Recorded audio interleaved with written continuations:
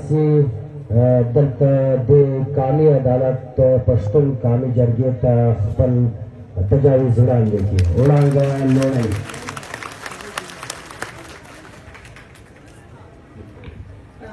د لوی خدای په لوی نامه چې بخښونکی او مهربانه ذات دی، په خیبر غیرتي خاوره کې راټول سوو درنو شملورو مشرانو خویندو ځوانانو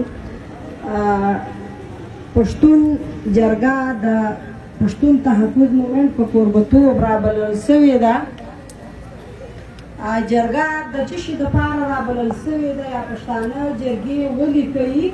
دلته ټول مشران ناست دي، هغه ښه په پوهېږي، هغه د دې ګواهان دي، د دې تنظیم یا د دې پلیټفارم جوړېدونکي خلک دي چې له کلونو کلونو دا د زموږ د پښتنو یو زوړ روایات دی، یو منظمه روایات دی، یو داسې زورور پلیټفارم دی چې په هغه کې کله خلک راټول سي نو د هغه فکرونه، سوچونه، د هغو منظمتیا هغه د یو جلا لیول وي.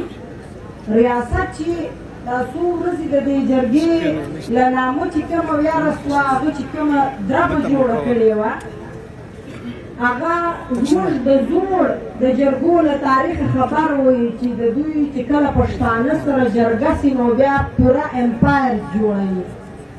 خو دلته چې د پرون د کوم د دې ځوانانو مشرانو موږ پښتانه خلک یو، د جرګو په اصولو پوهېږو، د جرګو په ناستې ولاړې پوهېږو چې کومه غیر منظمتیا یا د خلکو د سیکیورټي سختې خواري ورسره وکړي، د هغې باوجود ډېره ګډوډي وه. دا کم سې کم زموږ د جرګو اصول نه دی چې کوم یې موږ کوو. که چیرې موږ دا ګډوډي جوړوو نو موږ د جرګې خلک نه یو، او که چیرې موږ د جرګو خلک یو نو بیا موږ ډېر منظم، ساړه، پر ځای باندې ناست او له فکرونو ډېر ډک خلک یو. جرګه د څه شي دپاره رابلل سوې ده؟ پرون په ډاکومنټري کې اکثره شیان ښکاره شول.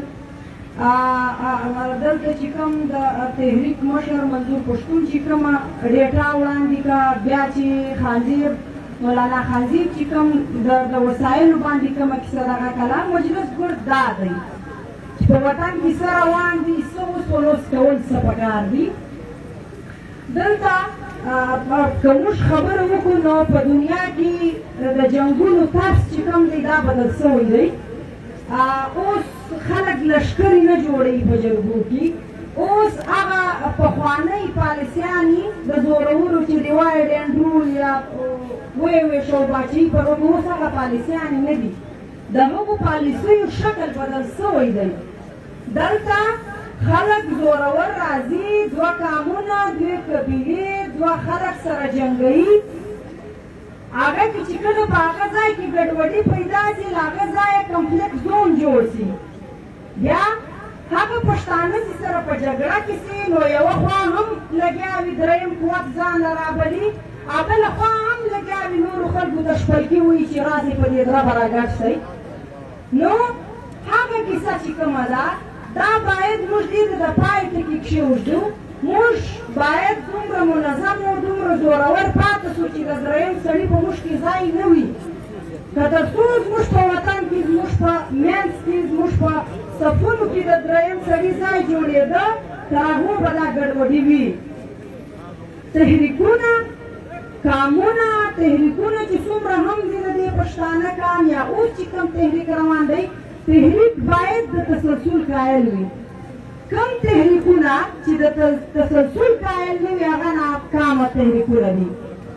تحریک یا د تحریکونو چې کوم روان تسلسل وي د هغه مطلب داسې وي لکه زموږ پښتني رشتې د مشر او د کشر ترمنځ چې کوم د عزت او د شفقت رشته وي دا هغه یو قسم وي. نو دلته که پښتانه راټول سوي دي د یو جرګې دپاره په یو لوی خلوص، په یو لوی تعداد راټول سوي دي، دا پښتانه بېرته هغه رنګه تقسیمېدای هم سي. خو که موږ د تحریک، که موږ د صفونو یا زموږ د خوارۍ د مبارزې په تسلسل باندې په دې تیوري باندې کار وکړو یا باور وکړو نو بیا دا زموږ راټولېدل او بېرته خورېدل دا کیسه به ختمه سي. موږ به پر هغه پخوانیو اصولو باندې د 21مې صدۍ د ضرورياتو مطابق سره جمع یو، سره جوړ یو، تر څو د وطن دا بدمرغۍ ختمې کړو. ګوره په پښتانه وطن کې د بېرحمۍ سیاست یو لوی پړاو ته رسېدلی دی. دلته خلک ډېر بېرحمه سیاست کوي.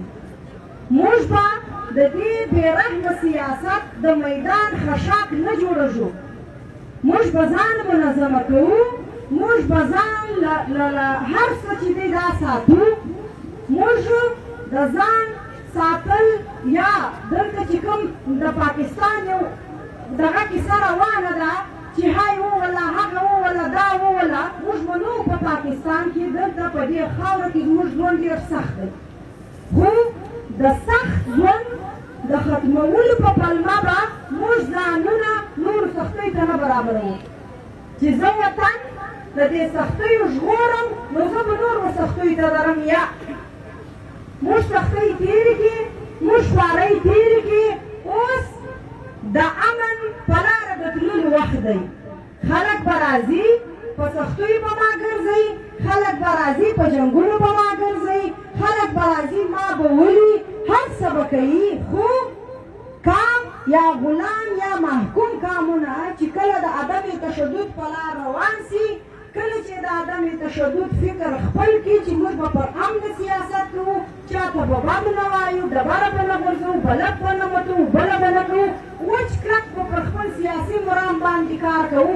او داسې کار چې بیا یې تاریخ ننداره وي چې موږ څومره کار کړی دی. موږ به دا خپل سیاست یا د وطن د خلکو د ژوند د اسانتیا دپاره به موږ دومره زور باسو، دومره زیار به باسو چې بیا تاریخونه به دې ته حیران وي چې څه کول دي.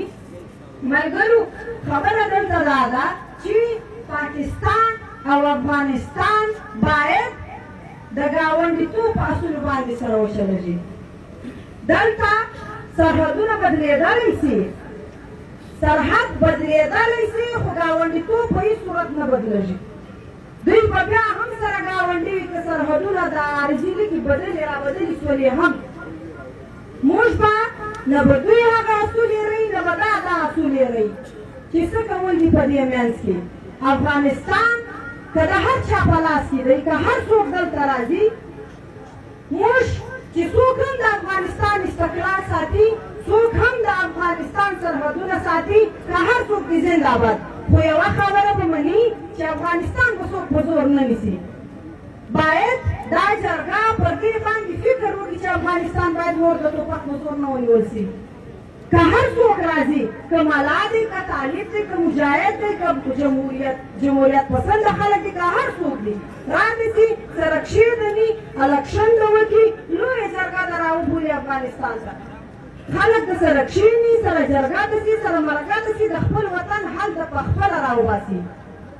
دا په پښتنو هلته په افغانستان کې څومره وخت وشو چې د ښځو تعلیم بند دی، د ښځو روزګار بند دی، ژوند سره ګډوډ دی. موږ پر هغو زورورو باندې غږ کوو د دې جرګې له لارې چې باید د انسانیت چې کوم چوکاټ دی، په انسانیت کې ښځه، نر، نرښځی دا ټول راځي. دا درې جنډر په دې انسانیت کې په چوکاټ کې راځي. باید د انسانیت د انساني حقوقو سرغړونه ونه سي. باید موږ دا ټول قانونونه یا هر څه چې کوم دي، د دوی چې کوم اساسي قانون دی، هر څه دي، په دې کې باید ښځو ته د تعلیم، د کار، د روزګار برخه ورکول سي. 21مه صدۍ ده، موږ به د 21مې صدۍ د تقاضو مطابق سفر کوو. که چېرې موږ په هغه ټول نه سو پوره، دنیا هسې هم په موږ راپرېدلې ده. هر څوک چې راغلی دي موږ یې تر پښه لاندې کړي وو، هر چا زما سر پرې کړی دی. خو خبره دا ده چې زه و دې زورورو ته کوم پلان لرم چې د دې زورورو لار ونیسم. د افغانستان استقلال به ساتي که هر څوک راځي. بیا که هر چا د افغانستان استقلال وساتئ، د افغانستان امن یې وساتئ، په لویه جرګه یې باور وکړئ، په ټول شموله حکومت یې باور وکړئ، که هغه کار څوک دي زنده باد، بیا څوک بد نه ورته وایي. ملګرو په پښتونخوا وطن کې دلته موږ بده خبره ده چې کوو یا، خو بیا هم په پښتونخوا وطن کې زموږ نیمه آبادي چې کومه ده هغه په یو دارنګه حالت کې پرته ده چې بیخي هغه نه په کام حساب ده نه د دې کام په وګړو حساب شوې ده نه په بله حساب شوې ده نه په بله که موږ چیرې کامي مبارزه کوو که موږ چیرې د کام په بنیاد باندې خبره کوو نو ستا نیمه آبادي چې کومه ده د دې خبرو برخه به یې خامخا به که چیرې نه وه په نیم کام په مبارزه باندې د نیمو خلکو په لښکرو په صفونو باندې کامونه نه جوړ شوي دي نه چا جوړ کړي دي نه یې موږ جوړولی شو صفا خبره ده دلته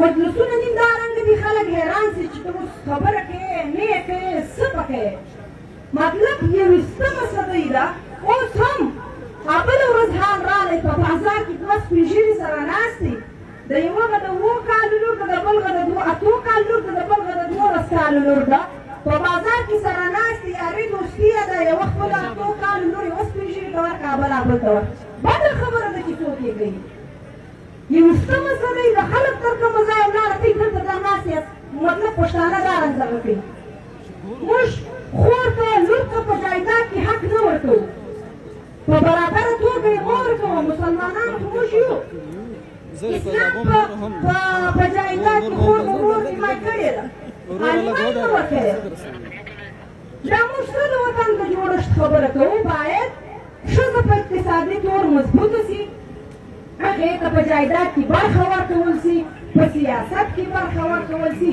هغه په خپل ذات کې خودمختیاره وګرځول شي هغې ته دا باور ورکول شي چې ته څه کوې ستا کومه فیصله ده چې زموږ په کور کې د ورور زوی فیصلې ته کوم احترام لرو هغه به موږ ستا فیصلې ته احترام لرو دلته چې کوم موږ په سیاست خبرې کوو په کام په وطن په غمیزه باندې خبرې کوو چې تر څو دا خبرې زموږ په پښتني نغریو باندې نه وي سوي تر هغو کام جوړول ناممکنه خبره ده باید موږ نور دا شیان له ذهنه وباسو موږ تر اوسه دلته ناست خلک تر نیمې زیات به دا رنګه خلک وي چې د هغو کور ښځې نجونو سکول ته نه ځي تعلیم یو ضروري بنیادي شی دی چې ته باید هر چا ته ورکوي تعلیم سترګې دي علم پوهه شعور سترګې دي تا نیم کان ته څنګه ړوند ساتې موږ چې په ظاهري طور یو څوک ړوند شي په هغه باندې موږ هر رنګه کوشش کوو چې دا د